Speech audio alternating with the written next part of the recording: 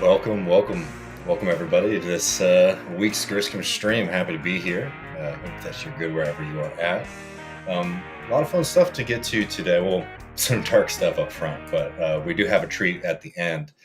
Also reminding folks that this Thursday which is today, is going to be our first crossover stream with our good friends at This Is Revolution podcast. We're calling these for now Revolutionary Reckonings. Me, Jason, Pascal, and Matt are going to be hanging out, reacting to some of the news stories from the week. I always love hanging out with those fellows over there, so I think these will be fun. We're aiming to do them twice a month, so this will be the first one.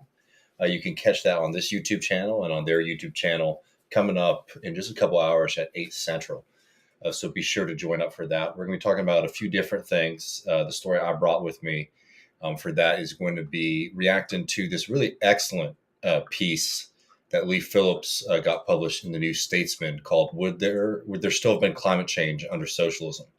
And I think it really gets to a lot of interesting areas and questions. So be sure that y'all join up for that. And we got a lot of fun stuff coming up the next couple of weeks. On Tuesday, Brian Meir, our good friend in Brazil, will be joining us to talk about the launch of, the voting is starting up next week, I believe, in Brazil for the presidential election. So Brian's going to come and give us the lowdown on the race between Lula and Bolsonaro. And, hopefully we'll be having some very, very good news to share on that front soon. So be sure you catch that.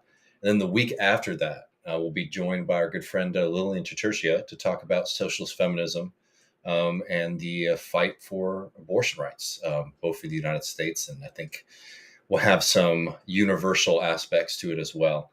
So be sure you keep your eyes out for that. And as folks probably know, merch store is live. We sold out of our t-shirts almost immediately, but we should be restocking those tomorrow. There's still a few hats that you can snag there, and you get access to that at leftreckoning.com/store. I'm really excited for some of those to be shipping out to folks and to seeing them out in the streets. So, and as always, these are more casual, so feel free to jump into the chat with any questions or anything like that. I'd love to hear what y'all are sort of thinking about and touch on that. Oh, yeah, one last bit of housekeeping. This week, for patrons, we're doing our bonus episode, the Left Reckoning Think Tank. If you go on Twitter, you can find a link from our account at Left Reckoning. And you can submit a question or even a short video or audio segment on there as well that will play during the bonus episode. So if you haven't got your questions in, we're still sort of waiting to get a few more. Please get around to it, because these are always better when we're hearing more from all our lovely, wonderful patrons out there. But yeah, y'all, let's get into this. Two Texas stories to start up, and then I'll take some questions if that sounds good to y'all. The first one is pretty notable just because I said this on Twitter the other day, but I don't think that people recognize just how unique and frightening the Abbott administration has been for the state of Texas. And I'm not just talking about his stunts. I'm talking about the fact that Abbott has been playing a role that is not even designated to him in the state constitution of Texas. He has been exceeding the limitations on that office put in place by the Constitution of Texas. And it has some very, very damaging results. I know people who are fans of the show know we've talked a lot about what he has done at the border, the horrific Operation Lone Star, which is not only leading to migrant deaths, but is also leading to deaths of people in the Texas National Guard, as they're been put into these just extremely difficult and underfunded and underprotected situations, and it's caused literal deaths of those members as well, right? So these things have pretty serious consequences. I wrote a long piece for Sublation magazine a little while ago about how, contrary to what most people sort of understand about Governor Greg Abbott's COVID policy, while yes, he's very famous for, ending mask mandates, ending kind of basic healthcare provisions and restrictions that were put in place in most places around the country. But a lot of people forget or don't realize how he was able to gain that power in the first place. And the way that he was able to do that was by declaring a state of emergency in Texas, which is pretty ironic if you've been living here over the past couple of years, because other than the first few very early months of COVID-19, most of those things that we now sort of associate with government mandates, right? Social distancing, mask mandates, etc., have completely gone away, right? And the only real memory we have of them is these kind of rotting posters that are still on the front of many different establishments that nobody heeds. And the way that Abbott was able to, pull all those back was by declaring a state of emergency in Texas, which he has continued to do up until now, which gives him pretty extreme leeway and emergency powers where he is able to sort of ignore all other powers of government, right? So he's used it to push back on the legislature. He's used it to put back on city and county governments. And he's also utilized it to organize his power as governor, which Texas is a very unique state where the power of the governor is very, very decentralized. Abbott inherited a very strong governor position from Rick Perry, who also was very famous for really changing the way that position was sort of handled. And Abbott has expanded it dramatically. And there's a story that just came out in the Texas Tribune that I wanted to direct people's attention to, because we have many crises here in Texas. And one of the ones that is at the top, I think, of most people's minds is the failure of this system to provide power for people in Texas. As folks know, during the winter storm Uri, hundreds, if not thousands of people died because we lost power across the state here. And there's been almost no real significant or meaningful reforms to the grid here.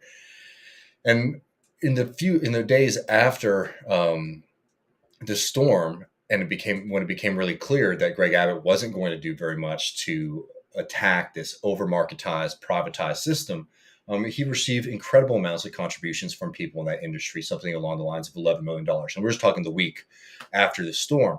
So I want to bring up this story here because it just shows how much of a tyrant Governor Greg Abbott has become. And I think it's something that has not only direct consequences in the here and now, but in the long term for this state. If you already have a governor who is able to basically push back on all checks on their power, the question then becomes how far are they willing to go? And if we know anything about the state of the Republican Party, they're willing to go pretty damn far. So this is in the Texas Tribune. He has total veto power. Greg Abbott takes control over Texas's troubled power grid, sources say. Locked in a potentially tight re-election race and facing criticisms over the grid's 2021 collapse, the governor is now exerting unprecedented influence over what the state grid operator shares with the public and who will be its next CEO. And we'll just scroll down. So there are 8 sources who spoke, anonymously to the Texas Tribune on this. And they remind you here that the governor, Greg Abbott, has no formal role in the process of selecting the next CEO of the grid system here. This level of involvement by the governor in ERCOT's hiring process and in its public communications is extraordinary in the nonprofit's 52-year history, numerous sources told the Tribune. He has, quote, he has total veto power, one of the sources familiar with the process said of Abbott.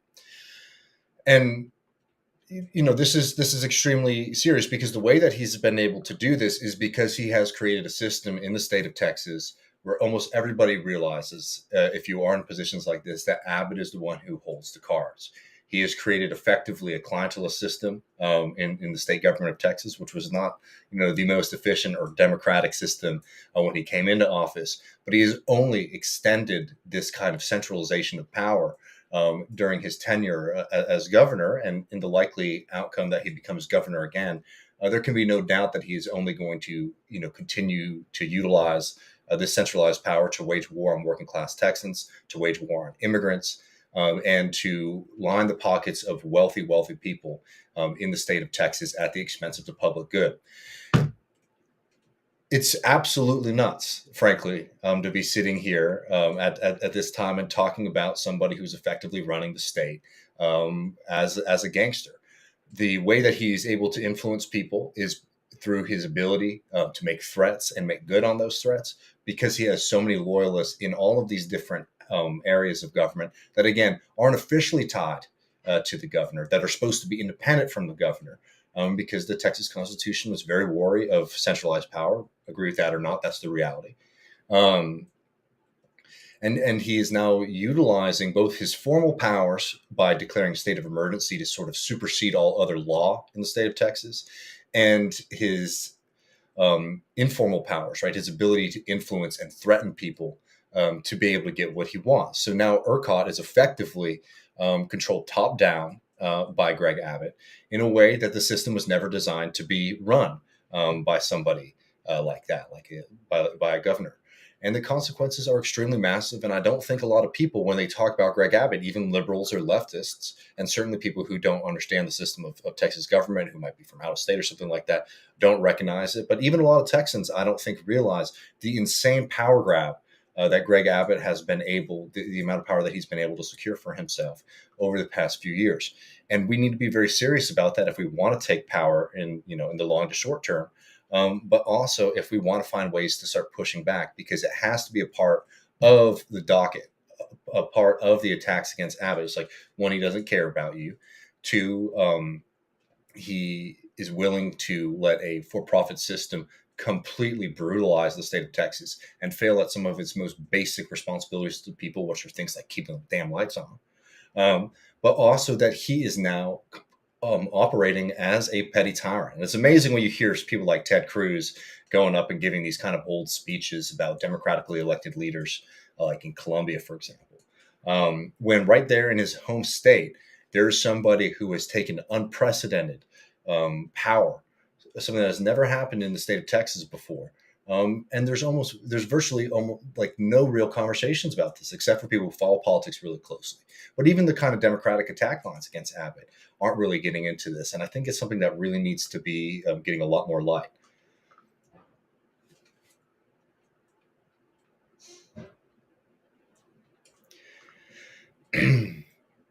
Well, I want to get to another bit of Texas news, Texas news that's very much connected to this, but I'll make sure I go through the chat. I know the first one is on this, so I'll get back to that in a second.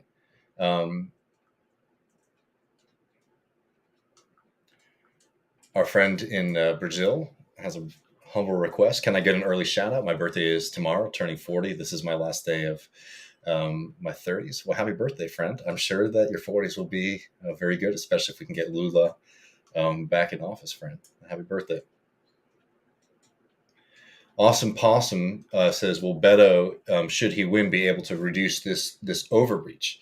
Well, the reality about this is that it's a privilege that only exists for the Republican Party, right? Because the reason that Abbott has been able to gain so much power is because the Democratic Party has been so soundly defeated for a generation now in the state of Texas that almost everybody in the state government who might have the power to start pushing back against them, notably the legislature, won't, because they are all incredibly loyal to him. So, like, let's just say, for example, Beto wins, the governor's race in Texas. No, Texas will go right back to having a weak governor system. So, there are long-term effects of this, especially in the case of a continuing reign of Republican dominance in the state.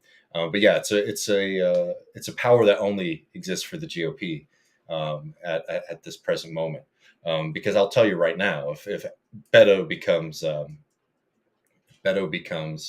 governor, and you still have a legislature which is dominated by Republicans, they're going to be fighting him tooth and nail, because the system in Texas it's called a weak governor system. So the governor actually has very limited powers that they have directly. Like, they don't even appoint like a cabinet in the same way that you do on the federal level or on the state level in other states. Most of the kind of equivalents of state level or federal level departments have boards, and those boards are either directly elected or they are appointed on a staggered basis by the governor. And the idea with that is because they're appointed in a staggered basis, no one governor can sort of come in and just fill it with loyalists. But as Texas has been governed by Republicans for so long, almost all of these departments are completely dominated by Republicans who are loyal to the project of the GOP vision for the state of Texas. So, long answer to a short question. Beto would be able to reduce his overreach if he became governor, but not by his own doing, because he simply would not be allowed to enjoy that kind of power.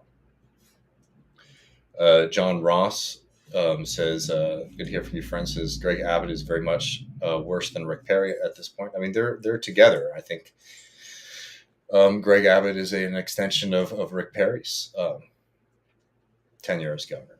But Abbott certainly, I think, is much more shrewd than Rick Perry ever was or could ever hope to be.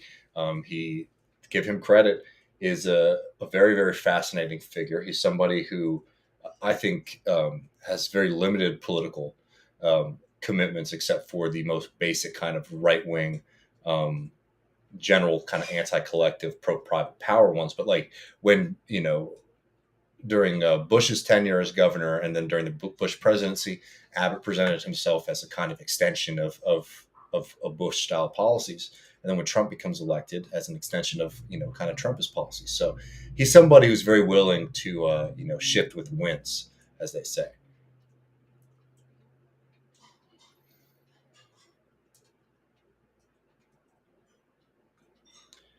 Luke wants to know what Texas City is Griscom in. I'm in my hometown of Austin, Texas.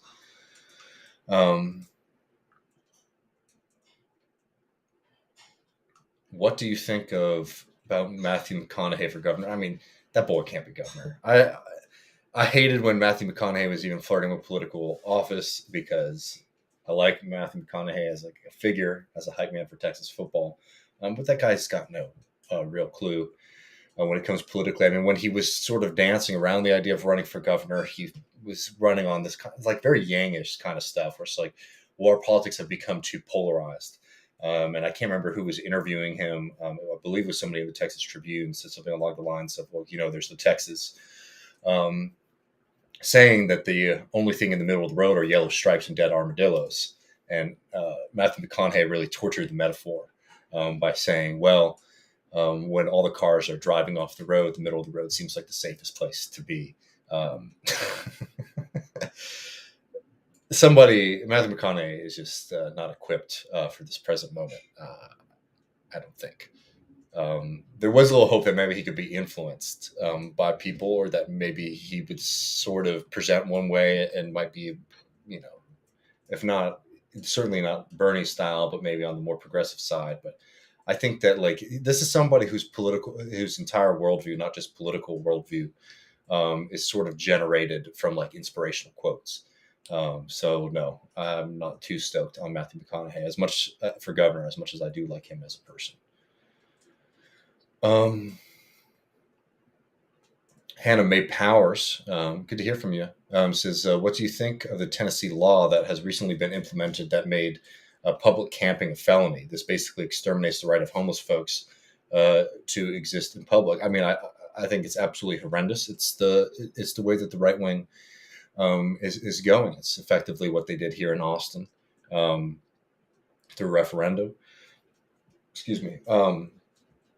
And that seems to be their plan. The only way that we can start pushing back against this is to really start fighting, one, in the immediate sense, for the repeal and the weakening of laws that specifically target homeless people, because it's absolutely brutal and horrific. But also really seriously start doing the work of building up, public housing movements in this country, because it's a disaster. And like, one of the things that's so difficult is the realization that there is not a place in this country right now where housing is not in absolute crisis, particularly for working people and poor people. And the right wing is willing to be as cruel as possible. And,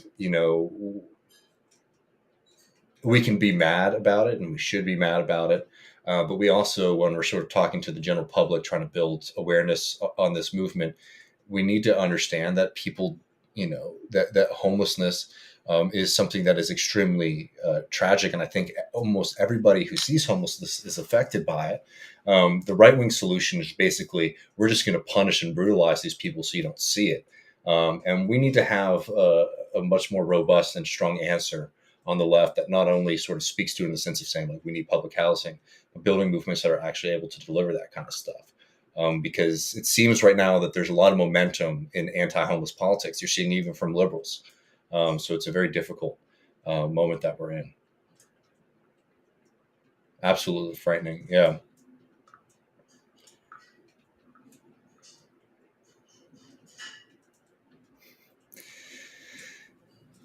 All right, Griscom, I'm driving down to Austin. Help you save Texas. We accept the Chicago City Slicker.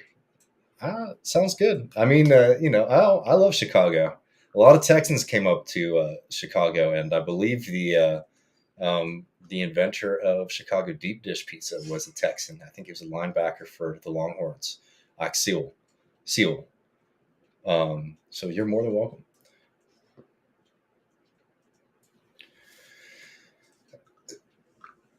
Let me come back to. I'm just going to take a quick break from these questions to get to one more story, the Alex Jones story, because I'm seeing a lot of stuff on like building power in right wing states, and I want to get to that. But I think these sort of go together. Jay Zacharias says, I mean, for God's sake, I think talking about. I mean, for God's sakes, Trump bragged about groping models, and Jones is sending pictures of his wife to fucking Roger Stone for sport. We should totally have a sophisticated left response to that. And I hate character limitations in the chat. um, yeah, I mean, it's truly horrendous. And I think we played a couple minutes of the video of Trump at the CPAC here in Dallas.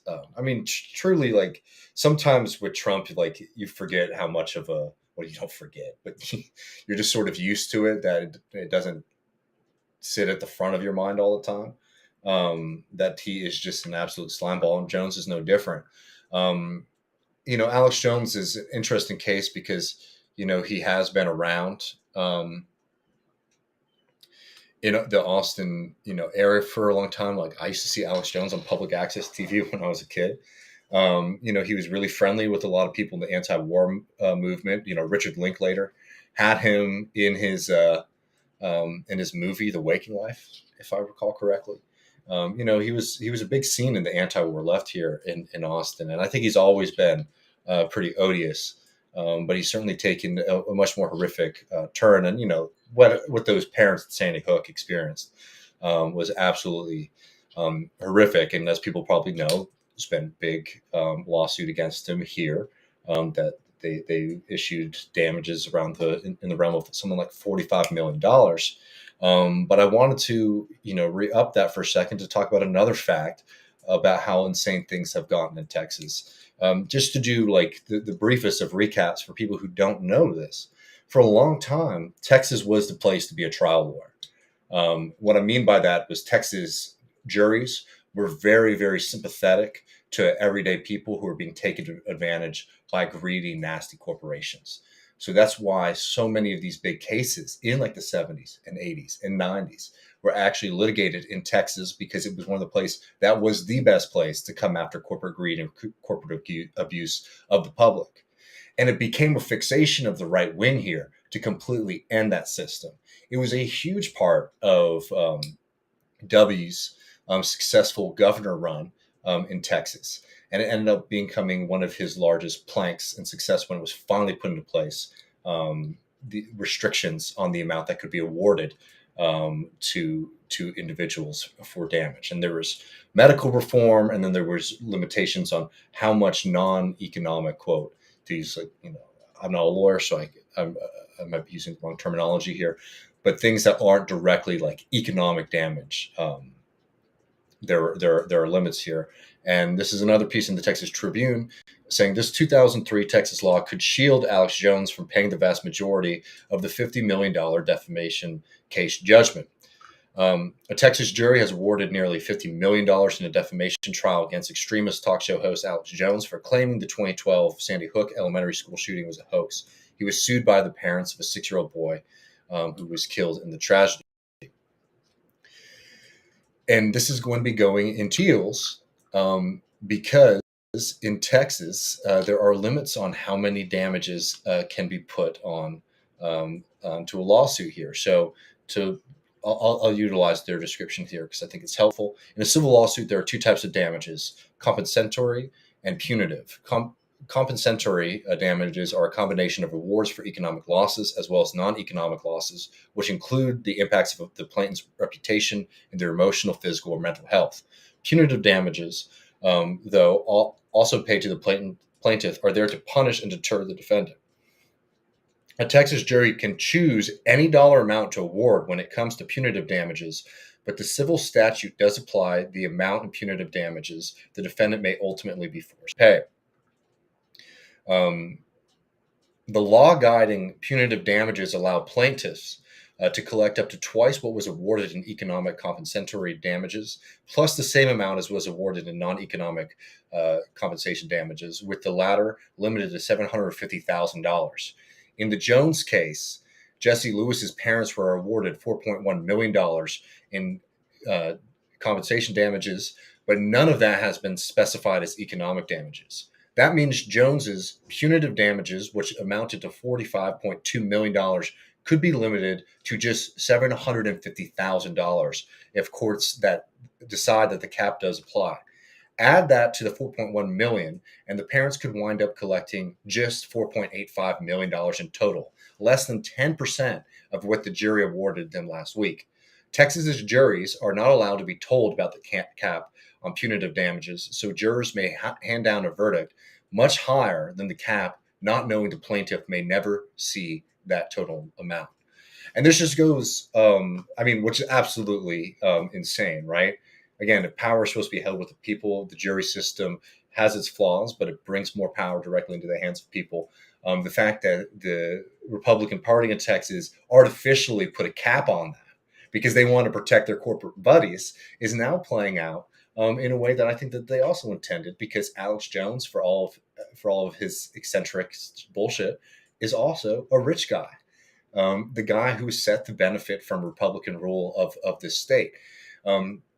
So there is a very real possibility here that Alex Jones, while the headlines are going to say $45 million or whatever, Alex Jones only having to pay something in the neighborhood of like $4.85 million, which for somebody with Jones's wealth and platform might well be able to absorb. So all the people who thought that this was going to finally push him away may be mistaken.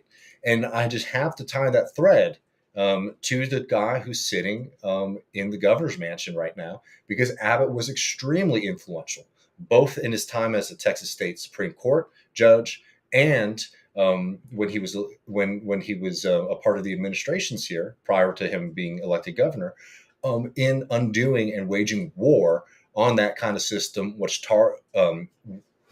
was the legal system there being set up to punish wealthy and large corporate actors who are abusing and damaging everyday citizens. It was a place where people could finally stand up and push back against it. It has a very proud tradition in Texas, actually, of being a place where we're not going to get pushed around by big fucking corporate actors. But the Republican Party is a party of corporate actors. And they are very willing to say that they stand up for real traditional Texan values, right? Which they've all made up in the past 30 years. And the damages are significant and severe in this case, which is like, it's not even unique. This happens all the time in Texas, where the legal system, where a jury makes a decision about the damages that should be awarded after a really egregious case, being capped because the Republicans wanted to protect their friends. And now I know a lot of people also know, that Greg Abbott was injured when he was a young lawyer by a tree that fell on him when he was jogging. And he has collected millions upon millions of dollars from that case. And yet when he gets into government in Texas, spent all of his time capping the ability of others to do the same. There's a limitation on how much you can point out Republican hypocrisy. But this is certainly a pretty egregious example of that.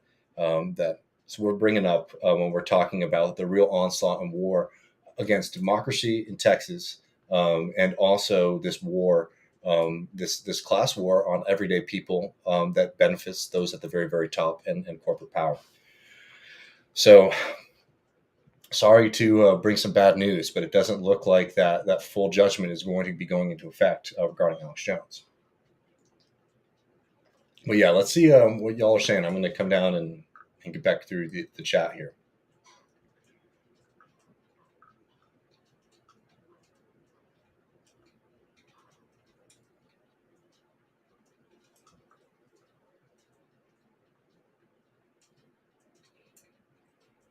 John says, I see Texas has about 7 football teams.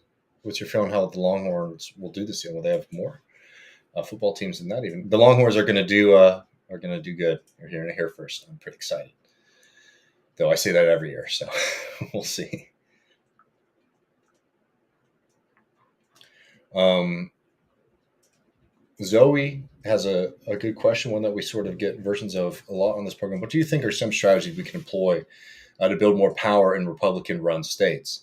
Well, there's a few different models. I think one, what's happening, for example, in Reclaim Idaho, um, run by a bunch of wonderful people, including one of my early mentors and friends, Luke Mayville, who has decided, well, the state legislature is set up a certain way and it's dominated by Republicans. But Idaho is a state where there's extreme poverty, and most people actually want things like Medicaid expansion. They want things like fully funded schools. So instead of waiting around, for the distribution of Democrats versus Republicans in the state legislature to change, we'll just bring those questions to the people. And they've been pushing ballot initiatives, which have now saved thousands of lives in the state of Idaho. Because, the thing that I think is important for socialists to remember about American politics is neither of these parties are class parties. We don't have class politics on the ballot in this country. So, for better or for worse, the things that end up animating people and getting people to select if they're a Democrat or Republican are largely geographic. I'm talking about for like your average voter, the people we'd want to be winning over, are largely like geographic and cultural things, which luckily I think we can convince people to join up on our side. So if it's one of those things like we're going to take these questions directly to the people, well, yeah, these people might be voting for Republican, down ballot or whatever. But yeah, they want Medicaid expansion, and to hell with the Republicans who say no to that, right? So I think that should give you a lot of hope that like these things are a little bit less predetermined as I think people sometimes imagine, right? It's a lot of work to do what they did, for example, Reclaim Idaho, and not every state has robust, ballot initiatives either. It's a big thing in the West. But like that's one way of like saying, okay, well, what can we do in the here and now to protect people? And it's not perfect because obviously the Republican legislature and the governor in Idaho have been waging war on those ballot initiatives. But luckily they've been, organizing and continuing to win, and pushing back because these things are extremely popular. Now, long-term moves for us as socialists, like I think that this is exactly the reason that people in the South, particularly, shouldn't be so disheartened by the fact that Republicans are in power. I don't mean that in the sense of, I mean that in the sense of, recognizing that we can find ways to push through the bullshit that Republicans use to get voters, because whatever convoluted reasons there are that people are showing up and voting for Republicans, for example, in Texas. When you go and you talk to people on a regular basis on things like, do you think we should have Medicaid expansion? People say yes. Do you think we should have higher minimum wage? They say yes. Do you think that corporations should be shielded from lawsuits? They would say no. So we have to be building vehicles that can actually capture those feelings that already exist in the public and making those things kind of realizable. I know that's an abstract answer, but I think it's really important if you're serious about changing and fighting for your community to not get so stuck up in this kind of red state, blue state mentality, because we have to be winning those fights everywhere. And if you're in a state like New York, for example, it's not as if having democratic control of the government is particularly like a huge advantage either, just in the sense that like those are also machines that are completely controlled by corporate and pro landlord interests, right? So those are things that you have to overcome there. And we in the same way that's like that's a challenge that you have to beat. That's the challenge that we have to beat. Being able to think sort of tactically like that, rather than sort of like, well, I'm in a red state, so that means we just have to push for tired, boring, centrist kind of liberal politicians and policies. No, I think you have to fight for something much bigger than that, because as we're seeing, in parts of the state of Texas, for example, like South Texas, where it's been run by Democrats for a very, very long time, the right is able to make inroads there because people are fed up and they don't think that voting for Democrats has been particularly beneficial to them. So we need to be there and pushing for a kind of distinct and bold vision too, um, because most people are falling out of politics because they don't feel like their vote really matters or will affect anything. And the goal of socials is to inspire people into the idea that engaging in politics can fundamentally and better change your life. I will also say in states where there is a kind of lack of left, and I mean like in the most broadest sense, like a weak Democratic Party, it also means that our ability to try to build something independent and strong in our lifetime seems a little bit more viable, because you don't have to go through the process of converting, a completely hostile Democratic Party to working class issues like you do in like in New York or say California. It's just like we have to be flexible and I think not overdetermine things. Um, Luke says, is it easier to run third party candidates at the state and municipal levels in rural areas? I mean, potentially, but all these, like, this is why, in areas that are dominated by Democrats, DSA does, run in Democratic primaries, because, in a lot of those places, people just are reflexively voting for the Democratic Party nominee, right? The real election is the primary. So I think the real question is finding where the actual election is. I mean, like where the people actually feel like there is a choice there, and engaging in politics on that level. I think rather than thinking about, oh, well, how could we hack the system? Well, like if we created the right third party at this moment or that moment, is actually building up coalitions and capabilities. And I mean that like movement building, organizing beforehand, and then reacting to your particular local um, conditions, right? Because, like, for example, like in areas where there are nonpartisan elections, like Seattle, it's great that Shama is able to run as a socialist, right, or as an independent, because they don't have party designation at all there.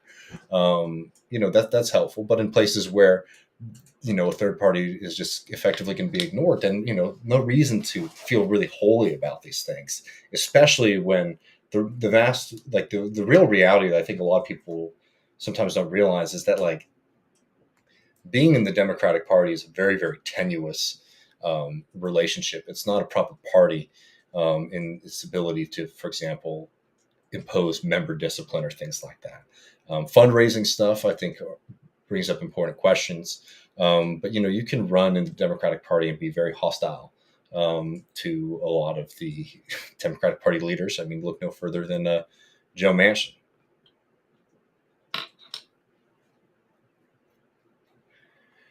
Hannah says, Nashville specifically has a history of completely destroying large and functioning homeless communities that have put their tents together as a form of community. It's horrific. I mean, there's the same thing that's been happening here in Austin. They decriminalized it for a little bit, but they were able to get a ballot initiative here where the right wing sort of clandestinely was able to be successful in banning camping again the most harsh way possible, and it's been horrific seeing those camps being cleared up. And it's just like this is just like a trend now, I think, nationally, particularly across the South. But I mean, we're seeing that in California as well. It's a good question. Sydney Vogel says, in all seriousness, how should we build trans-state relationships? I feel like we could be having a lot of success across the Sun Belt if we focus our resources. I mean, I think that thinking on that level is really important, and it sort of depends on like and how you're engaging in politics. I know there are attempts right now, for example, in Texas, to create like a Texas DSA, higher level system, so all of those chapters could be coordinating a little bit better across the state. And I think that doing kind of regional organizing would be great. A few of us have been sort of cooking up the idea of building some kind of organization for a southern leftist socialist bloc, to sort of coordinate with different thinkers and movements and communities across the South. It's a huge ass undertaking, but it's something we're trying to cook up because I do think that kind of coordination is absolutely necessary. Thank you, Jordan, for the compliment there. As always, y'all can get those at leftreckoning.com/store. I hope to be able to see more people than me wearing them. I don't know. Sometimes I feel a little silly wearing my podcast out around. Awesome Possum says, did you visit the Alex Jones trial in person? I did not. I did not have too much interest in that.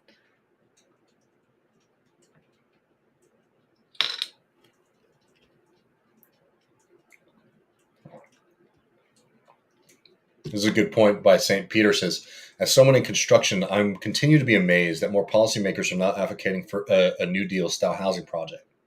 A jobs program that helps cure homelessness, two birds, no brainer. I mean, absolutely. And I think that like we just have to own that kind of stuff because they're just not going to, they, liberals can't even think on the level of like FDR or any of those folks anymore, which is really amazing.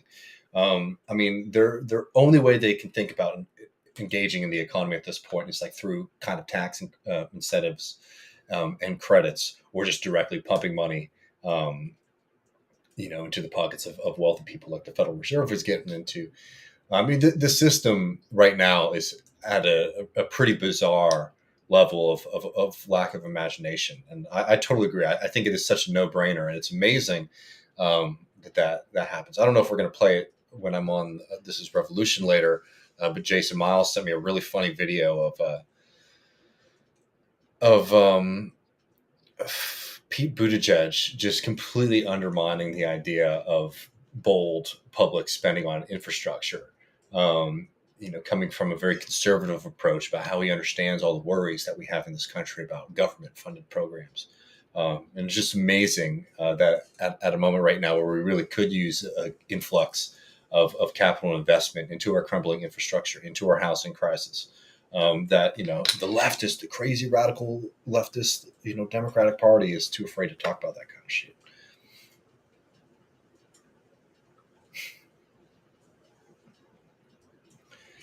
Prairie Fire says, in some good news, Lula is still polling well. I'm excited. We're gonna have Brian Muir on next Tuesday to talk about the Lula race.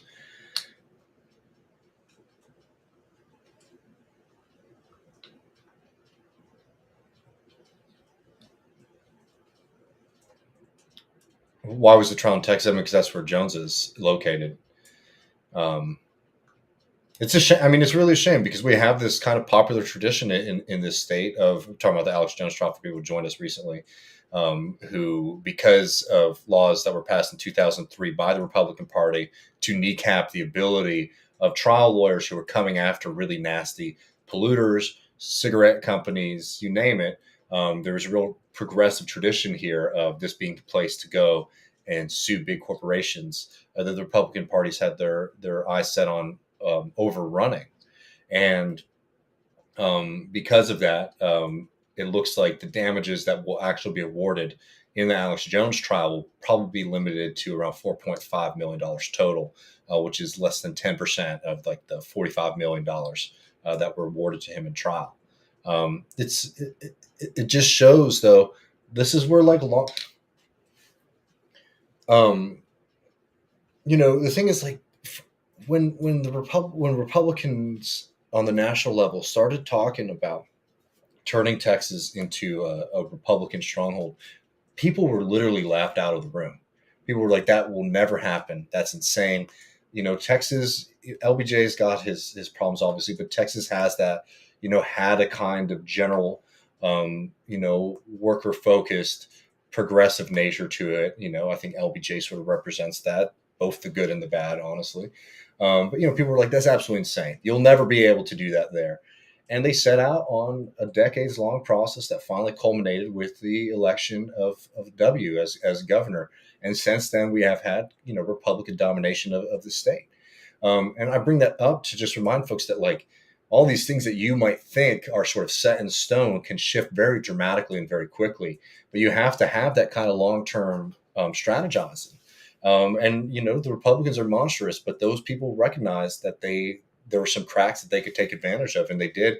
And the Democratic Party was completely unprepared for how to respond to it. I mean, the way they respond to it for a very long time was just by sort of mirroring the Republican Party. We're just a little bit less conservative than these guys, but that shit hasn't worked at all.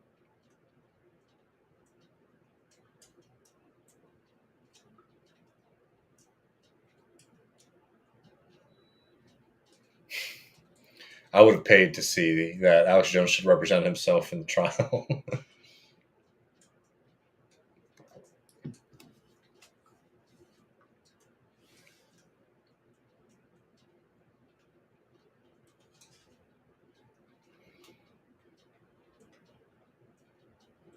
um, what are your thoughts on the strength of the left in the West? And I assume you're talking about like in the Western states. I mean, it's hit and miss. I mean, I think that there's a lot of people who are fed up and want something different. I think that you have a unique version of kind of left wing thinking, like maybe just talk about like Austin, for example. Which was like, well, Austin's a liberal city. It's like totally, particularly on social issues, Austin has always been more socially liberal than particularly other places in Texas, but I would even say nationally. I mean, I grew up in the gay and lesbian community. And my mother's not gay, but a lot of my family members are. So I sort of was in that community. And a lot of people came here because it's like one of the safest places to be, right? So it has that tradition. But when you talk to people, it's like a leftism that's like very individual. Some of it's very conspiratorial, and the kind of left that we need is rooted in like labor, um, and the working class. And Matt and I are working on a project on this where we want to sort of recover a lot of the history of left wing movements in the South and in the West in particular, and tell that history because it has been really whitewashed. It has been forgotten. But the big challenge that we have, like to talk about actual strength, is do we have a real rootedness in the working class? And I don't think that particularly exists right now. But the fact is that there's a lot of raw material that we can be using in the sense of like people who are distrustful of of corporate power, who believe in things like democracy, and in people power. So I think there's a lot of like rhetorical material that we can work with, but we have to move from beyond just providing arguments to actually building institutions. So we're sort of weak everywhere.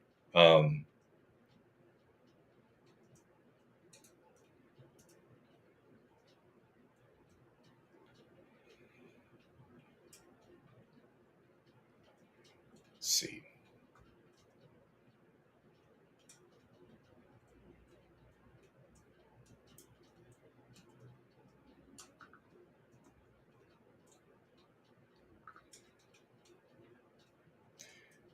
Since Texas is the second largest state in the union, do you think it should be split into smaller states? It will never happen, but I wonder if it would help with the stranglehold the GOP has.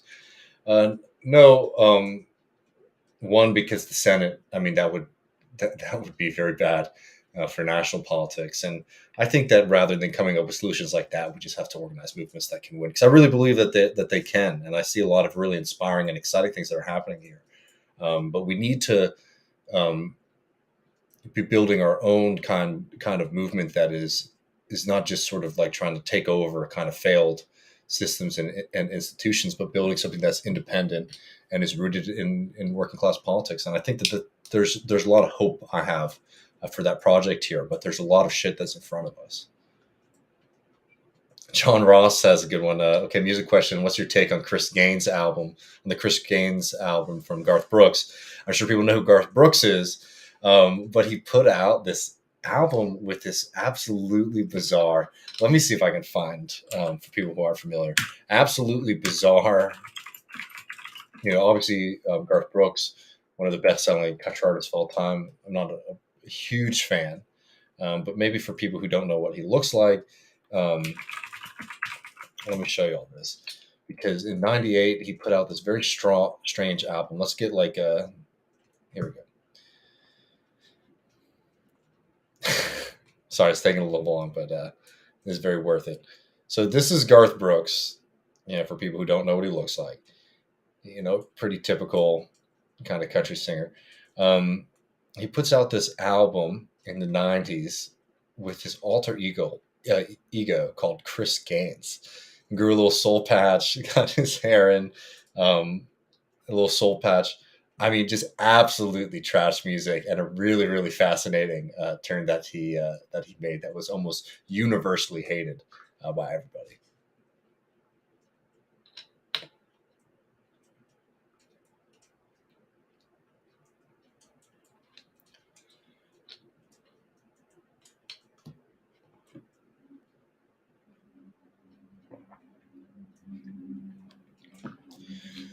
Um,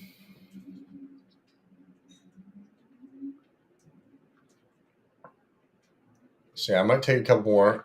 Y'all, if you haven't had enough of me already today, in about 2 hours, I'm going to be joining up with Jason Miles and Pascal and Matt Leck. We're going to be launching the first episode of our new kind of joint show that we're doing on Thursdays every 2 weeks called Revolutionary Reckoning. So I'll be there in just a couple hours. So I think maybe I can take one or two more so I have a little bit of time in between that. But let's see.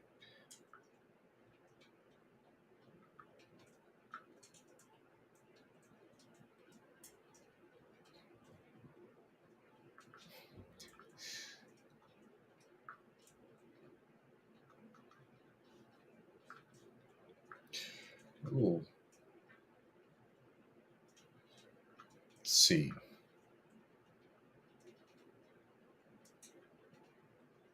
Garrett Olson's got something good.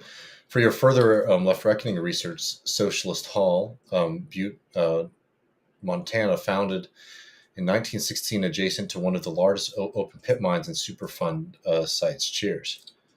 Sounds interesting. I'd like to know a little bit more. Is this true, or are you joking about this, congressional baseball fans? Remember when Garth Brooks played baseball for like half a spring training season? I don't know if that's a joke or not, but that's pretty good.